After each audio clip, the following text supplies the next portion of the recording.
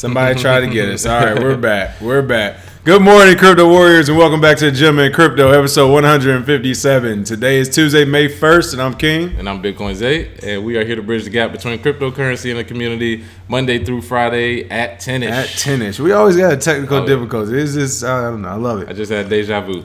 All right. Yeah, so real quick, one more shout out to everybody. Jamal J, the Game My Peep, Zoe Roaster, Rosalind. Special shout out to Jamal. What's going on, brother? There we go. John Siebert. Everybody, there we go. Yeah, that's actually pretty funny when we're like a good 20 or 30 seconds into it, and everybody's like, we can't hear a word you're saying. Yeah, getting in the groove, and it's like, I can't wait to this. This is like internationally syndicated on cable news. Oh, yeah. All right, here we go. Who won the free Bitcoin yesterday? What's going on with it? So, for the free Bitcoin, we have, I believe, our first back-to-back winner, Alpha Glitch Music. Great comment. Coming in talking about the privacy coins, if they get delisted on centralized exchanges, do you think it'll kill the price or the value of it? And I believe his comment was good. He says it's always a way. People always find a way, which is sort of the mantra of crypto.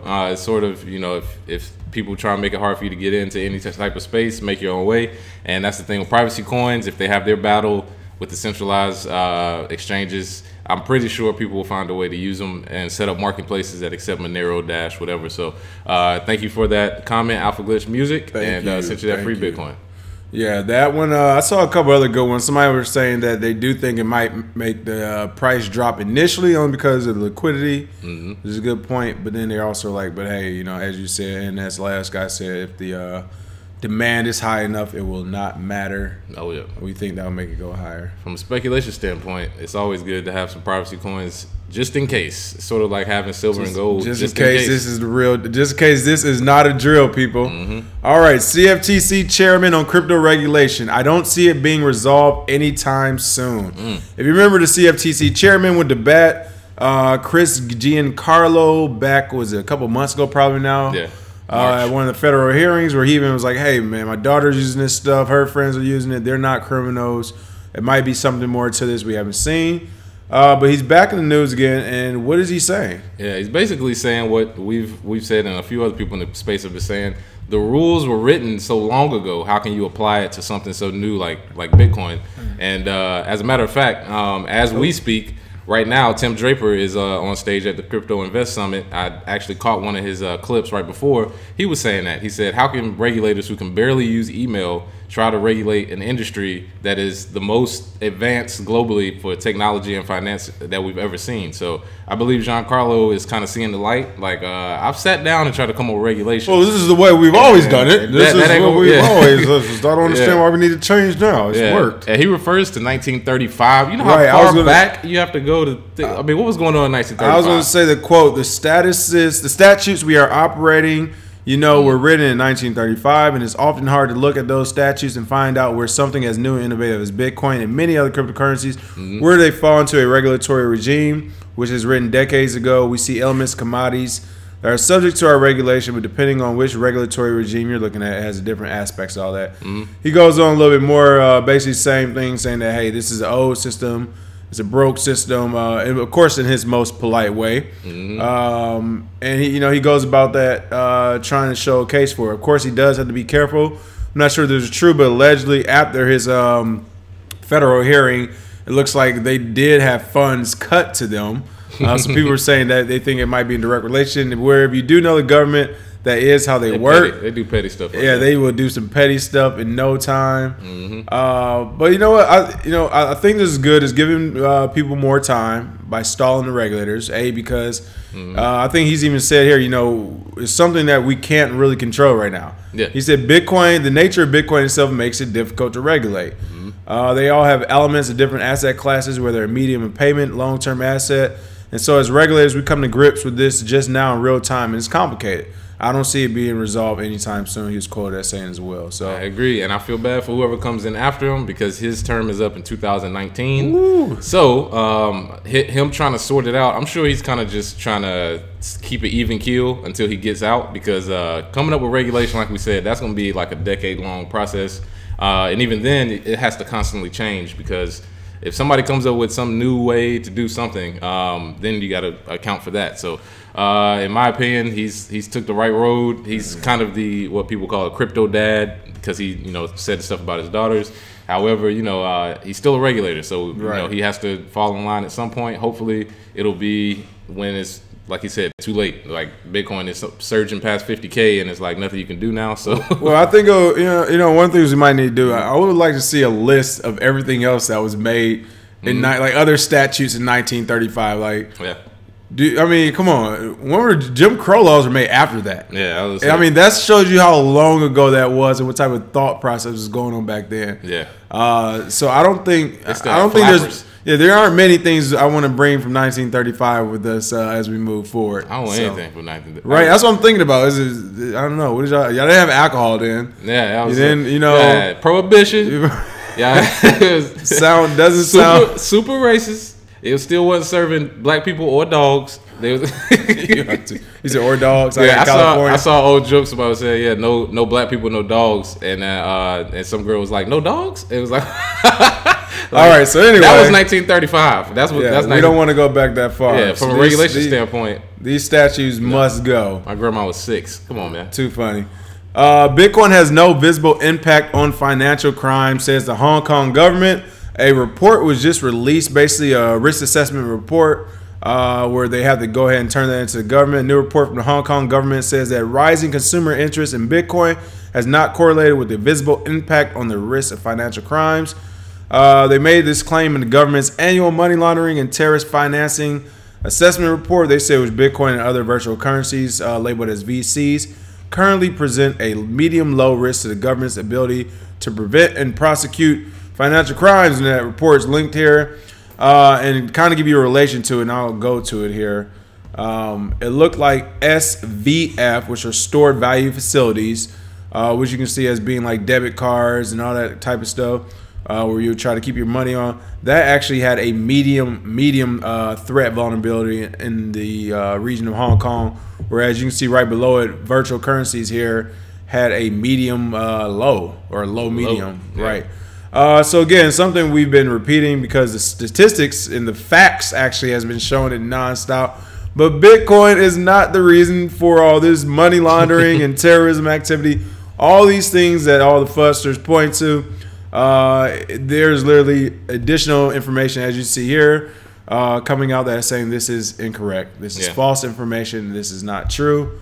However, I'm sure that won't stop people from saying it. You say what? It's easy to get your money took on a debit card. I mean, more people and more people in volume and more people percentage-wise have gotten money taken from them from credit cards and credit card scams and debit cards. So with Bitcoin, it's one of those things where everybody who's, there's something that's happening to it, it's sort of the growing up process, but it's still not even close, man. Like, it's not even close, percentage-wise. Oh man, John Cyrus said my country is about to be eaten by Nazis in 1935. I mean, come on, that's what I'm talking about. We don't want no regulation from there. Okay, seeing the frames are dropping. What's going on, Tessa? Yep, hopefully the frames will come back. I'm not sure what's going on with it. Nah, it's all good. Right. Crypto data site CoinMarketCap releases iOS mobile app. There we go, CoinMarketCap. Yes. I would say I don't know why they took so long to do that. They definitely lost some of the market share to Blockfolio, CoinCap. It's a B1 too on there. I can't remember. Yeah, it's a few on there. But yeah, I mean they finally dropped it, which is pretty cool. A lot of people use CoinMarketCap, look at prices, charts, all that. As we said, it actually is. It's becoming a competitive market, but CoinMarketCap has established itself as the premier source to go to for a lot of people. So kudos to them. I haven't checked the app out yet. Honestly, I don't know if I will yet. I just downloaded it. I'll check it out after the show. But it's. I mean, just to see it, but it's like people beat them to it already. I'm comfortable using other iOS apps that work. At this point, it's like I already have stuff set up, alerts and everything on other apps. With CoinMarketCap, it's more on my desktop where I check it. I usually never exit out of it; just kind of look at it. Right. Yeah. Same. Yeah, and it's been the go-to spot, and they were first to market, and they had a good product, so they could have, in my opinion, put the full court press on getting this app out, and been. I mean, some of these other apps wouldn't even have a use case. So good for them. Zoe Roaster 40 said, "Are they hiring BitConnect people because it took so long?" It's pretty funny. Yeah, I know, right? Right. But yeah, so that'd be pretty cool. You say you just download, you gonna check it out? Yeah, I'll check it out. All right, well, hopefully we got a couple of little lines on it tomorrow then, people. We can see if this is something that's decent or the same old same. And if you don't know, for some of the newer people I see popping in, CoinMarketCap is where you can check prices. That is sort of the place everybody checks the prices of all coins. Over 1,600 coins on there, and you can check, market cap. Wow, is it that many now? Yeah, it's that many. It's probably more. It's just how many they listed. Well, yeah, how many they have standards for how they list it. So yeah, it's a few. Circle adds Zcash to crypto investment app. There we go. Again, it's kind of something we talked about the other day with some of the altcoins possibly in Japan being restricted, specifically the privacy one. So it's good to see Zcash being added. If you don't know, they have a huge community behind them. They think they will be the premier privacy coin in the future. Yep. A lot of people are saying it's a good chance it might happen. So it's good to see. But Circle is adding the privacy-focused cryptocurrency Zcash to the list of offerings for its investment app. The startup announced Monday.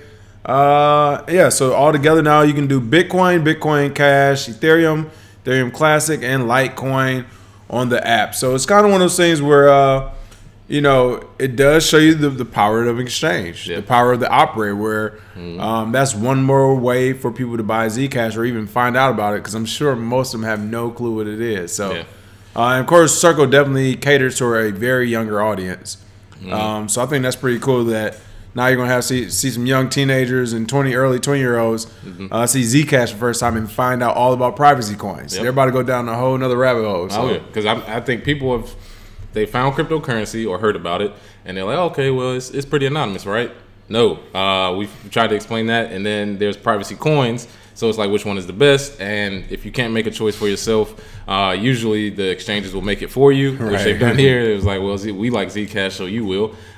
So it's good that they see that. However, and also I know Snowden actually champions Zcash as an actual privacy coin. So very low supply there. I will say it is good to always have a little bit of Zcash, simply because it's only about 7,000 coins in circulation, which is very low supply. And at the price it is now, I don't think it's anywhere close to its potential, because we haven't seen, in my opinion, an event that needs privacy coins. But once you do, it'll be one of those things where it's like I can't get my hands on it at all. So good for them. Circle adding Zcash. It is sort of surprising they would go with a privacy coin where you can kind of hide the sender, the recipient, the amount, and all that. I have seen some security flaws in it though, where it's not completely private, but we'll see how that checks out. But kind of makes sense, because I don't know if a centralized exchange could have a completely anonymous currency, but if it's anonymous enough, we'll see. I mean, offshore, like we already said, those puppets are about to come in. Yeah, we already said some of these other. I'm telling you, some of these other people are coming in like, oh, I can get something, right on the Circle now. Yeah, it's been here, but yeah, go ahead. Yeah, so it'll be good to see. Again, mainstream adoption, that's a positive thing. And of course, a lot of things with the Zcash, like I said, it's all the way private and Monero. You gotta remember, I mean, for those watching, there's still businesses to a certain degree, I mean, as far as their projects, and their competitors. So we will see who comes out of that. Iran government bans Telegram, accuses app of causing widespread unrest. We're not going to take too long in this story. Just wanted to highlight, we've been talking about Telegram nonstop for weeks now. Of course, all this started when they announced that they are going to have a $1.7 billion ICO, and they actually are getting the money for that with the small amount of investors. Whenever you see a couple $1 billion on the table, there's always going to be people coming at your neck. And it looks like, Telegram experienced that with Russia. Not sure if you all saw, but I know on Telegram they actually posted Durov, the CEO, about the, what was it? Oh, he had the paper plane day where everybody outside their apartments throwing paper planes in support of Telegram. So there was just paper planes flying around everywhere, but it looks like Iran government has came back around as well with Russia and said they're going to ban them. Not sure how they're going to ban them. I think they're just telling people they can't use it anymore because they have been used to start protests and riots and all the stuff that governments do not like to see. Yeah. I mean, much like Young Jeezy, can't ban the Telegram because they keep trying. Well, really, to me, once you have countries trying to ban you, that's when you reach the level of success. And something's working if you got two countries trying to ban you. Two countries trying to ban you, and those countries are notorious for trying to keep their citizens in the dark. So I will say Telegram's doing something right, and there's a reason why there's billions of dollars backing them up, which could try to, Durov could kind of put his chest out because he's like, yo, I got billions of dollars backing me. if we push this project forward. I don't know what y'all talking about, but and even bigger, not just the billions of dollars backing them. The people who are putting that money up is like, oh, look, I understand you don't like them, but I already gave them $75 million, so you need to leave them alone. Yeah, at least for the next, next 5-10 years. I need to get my return, and then you all can figure out what you need to figure out. But right now, no, he's one of our guys. Speaking of Iran too, something that actually we called when the petrodollar came out, we said. You remember Iran and Turkey were looking at it. We were like, now watch how they just take notes, as Big Wayne said, go back, fix the recipe, and create their own. Well, it looks like this is exactly what they did. You can see the photo here. I actually like the photo because they are tinkering with the recipe. But Iran has a motto of state-issued digital currency now ready, says government minister. Oh, you don't say. Right. An Iranian government minister has confirmed that an experimental model of a domestic digital currency is now ready. Of course, they're going to try to put that CD, whatever name in it. CBDCs. That was reported by Reuters on Saturday, April 28th. But what's interesting about this is that if you remember, Iran actually banned crypto. The central banks, and this was actually quoted from the Information and Communications Technology Minister, Mohammad Javad Azari Jaromi, was quoted by the state news agency IRNA as saying, the central bank's ban does not mean the prohibition or restriction of the use of digital currency in domestic development. Last week at a joint meeting to review the progress of the domestic cryptocurrency project, it was announced that the experimental model was ready. So basically they're saying they're not banning any digital currency they're doing. Yeah. They're just banning all the decentralized ones you want. Yeah. But don't worry, you can trust them on this, all right? Trust us. Use our Sharia coin. Right. Oh, I just saw that, John Seaver. That's pretty funny, Sharia coin. Like, this is... Iran is... They're basically backpedaling to try and catch up with the innovation. Right. However, like we've said before, the fight is not between coins. It's between centralized versus decentralized. Remember, people... All this other stuff is just noise. The real fight is when countries like this say, oh, we have an exact way you should put out your coins that'll work, and we can destabilize the cryptocurrency market with it. That's the fight, people. So they were like, get around U.S. sanctions, huh? Maybe this isn't a bad idea. Yeah. Oh, yeah. I mean, honestly, at the end of the day, I'm actually glad to see this happening widespread. Every government is stumbling, bumbling, and fumbling over themselves with this crypto thing. It's good to see because now at the same time, even though we all speak different languages, have different religions, different backgrounds, at the same time, the public of every government in the world will see that their government does not know what it's doing when it comes to the monetary or fiduciary responsibility. And they can see what their central banks have been doing to help them so much in the last 60, 70, 80 years, how long they've been around now. So, oh yeah, they're from the class of Warren Buffett. Right. I think they actually wrote the same statutes around the same time central banks were coming out. Yeah. So it's time for them all to go. Yeah. If you're older than the central bank, then yeah. Come on. Well, actually, Japan did it. Had a lady, 117 years old. It's crazy. I know, right? Japanese banking giant SBI plans summer launch for crypto exchange. Now, we've been talking about SBI for a while. They're always into something, trying to invest. They're launching an exchange in the summer. What's going on with that? Well, it looks like SBI Tech is bringing on the competition. They are basically saying, we don't care what's out there right now, whatever exchange you have, we're coming for it because they talking. SBI, SBI is not backing down. It basically is like, we coming out with this exchange. When it comes out, it'll be the #1 exchange in the world instantly. Oh, wow. They really are pursuing, different ways to make sure that it's, the standards or whatever regulations they have to comply to, already comply with when they come out. Hopefully, if they're going to be the #1 exchange in the world, they have the best customer service in the world, because that's literally the difference between a good crypto exchange and a great one. Do you respond to emails that month? That's all. 30 days. Can we get a response? Can we get a month? Yeah, just a month. But they're basically partnering with Huobi, which we've said before. A lot of these big companies will partner or buy exchanges and then implement their own banking background stuff. Support. They're going to insert the support, or their hope they're going to do it. They'll try. Kind of going this. It looks like at launch, the SBI, or excuse me, where is this guy's name? Here we go. SBI Holdings President Yashitaka. There we go. SBI Holdings President Yoshitaka, that is Yoshitaka, Katal has confirmed the long-awaited full-scale launch of the SBI virtual currencies. which would be the country's first wholly bank-owned crypto exchange. He reportedly said that when we do it, it will be #1 in the blink of an eye so quickly. So even if a tremendous number of customers come, we will have a system that can bear the influx of users. We also had to pursue safety norms and standards thoroughly. Okay. For one, this sounds like just a talking point because the last sentence, we also had to pursue safety norms. Where are the safety norms and standards of crypto right now? Please let me know because I don't believe we actually have a set.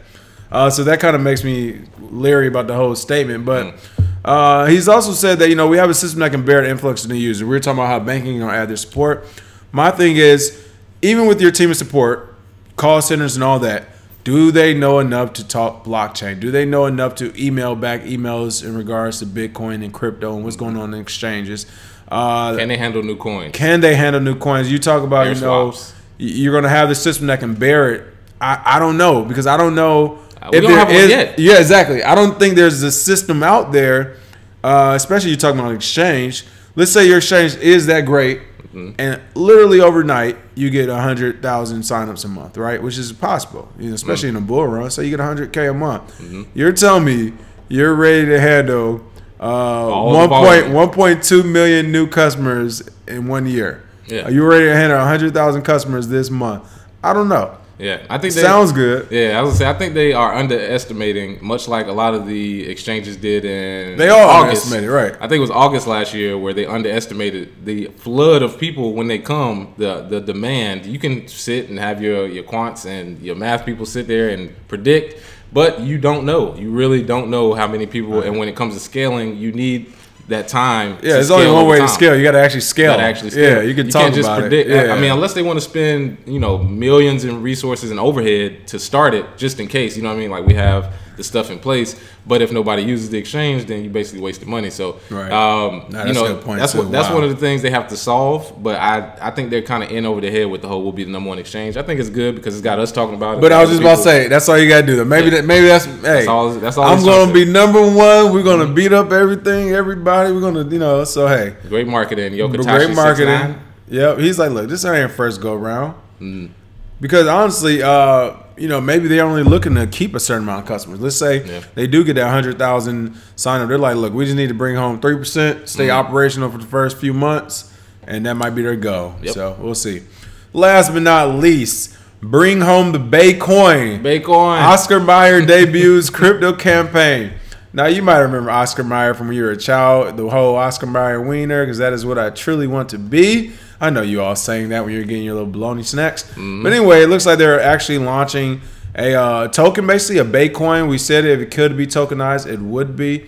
And, of course, this story is full with all types of puns. It may sound like bologna. All puns intended. Oh, my goodness, all puns in here. But it looks like the Bacoin, which is the first ever, being called the first ever cryptocurrency backed by the gold standard of Oscar Mayer bacon, is right now trading at 3 strips of bacon, no lie. And honestly, I would take that. One Bacoin looks like it equates to 3 strips of bacon. Oscar Mayer bacon, that is. Oscar Mayer does have some good products for all my meat eaters out there. Yeah. So I don't know. I think I would actually like a few of these coins if I can go to the grocery store and use them. I'm about to start mining right now. Right? I mean, if you can go to like Sprouts, Rouse, Food Line, wherever you live at. I don't know what grocery store you go to. Trader Joe's. Whole's Food. I want to, some people get these pups in here. How did you forget Whole's Food? Yeah, glucose free. But if I can use my Bacoin at some of these stores and get, throw a couple of Bacoins out there, give me about 6 strips of bacon, for a few days, I would definitely be interested in that. Oh yeah, yeah. I mean, it's like we said, everything that can be tokenized will, or somebody will try. So this is good to see. With just having fun with it. Bacoin, it's not, to me, I don't think it's that serious. No. It's sort of one of those things. Unless they make a lot of money. Yeah, unless they make a lot of money, then it's going to be serious all of a sudden. But it's good promotion. Like we said before, if you have a company, just say anything about Bitcoin or blockchain and give yourself some free money. Because that's all that's going to happen. It's great marketing. Just great marketing. Just throw it out there. Somebody will say, oh, yeah, this could be the whatever of the future. And then, boom, you have a whole new revenue share. Right. So shout out to them. Hey, there we go. One thing I do want to point out as well, I said I was tracking this the last couple months because I had noticed it for a while. But the price does drop at the end of every month. Yeah.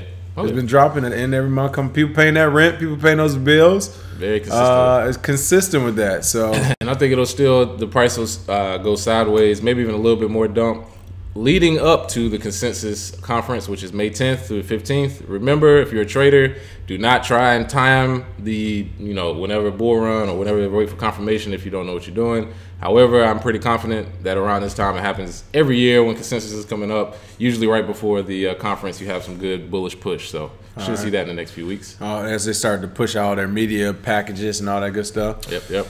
All right, for the free Bitcoin today, what are we doing? So for the free Bitcoin today, now that Circle has added Zcash, what coins do you think they will add next and why? Ooh. Because like we've always said, when coins are added to exchanges, more exposure usually increases the market cap, usually increases the price. So let us know what coins you think Circle will add next. Put your public address and we'll send that free Bitcoin. All right. Thank you for watching as always. We will catch you tomorrow at 10ish. Make sure you follow us at KRBE Crypto. If you haven't already, make sure you go ahead and sign up for our newsletter group, and we'll get you ready for this incoming bull cycle. Oh yeah, my people. Cheers. Have a good one.